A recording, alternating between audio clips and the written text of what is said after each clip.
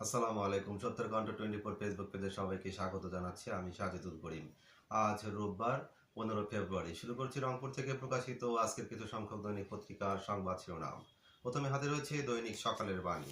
সকালের বাণীর সংবাদ শিরোনামে রয়েছে জনগণকে কনভিন্স করাটাই ইঞ্জিনিয়ারিং, তারেক রহমান। এ বিজয় গণতন্ত্র ও বাংলাদেশের। পাশাপাশি রয়েছে জামাতে ইসলামের আমির 40% ভোটে শক্তিশালী জাতীয় শক্তিতে আবির্ভূত জামাত জোট। ভবিষ্যতের প্রধানমন্ত্রী তারেক রহমান, মির্জা ফখরুল। বাংলাদেশকে অভিনন্দন জানালো জাতিসংঘ। রংপুর বিভাগে 33 জনের 27 জনই নতুন। দৈনিক সকালের বাণী। দৈনিক যুগের আলোর সংবাদ শিরোনামে রয়েছে যে কোনো মূল্যে শান্তি শৃঙ্খলা বজায় রাখতে হবে, তারেক রহমান। পাশাপাশি রয়েছে সংসদ সদস্যদের শপথ মঙ্গলবার। আপনার নেতৃত্বে জাতীয় ঐক্য সুদৃঢ় হবে, ডক্টর ইউনূস।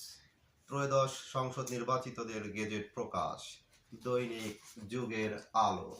এই ছিল রংপুর থেকে প্রকাশিত আজকের কিছু সংখ্যক দৈনিক পত্রিকার সংবাদ শিরোনাম। নিয়মিত সংবাদ জানতে চোখ রাখুন 70ঘন্টা24.com ও 70ঘন্টা24 ইউটিউব চ্যানেলে।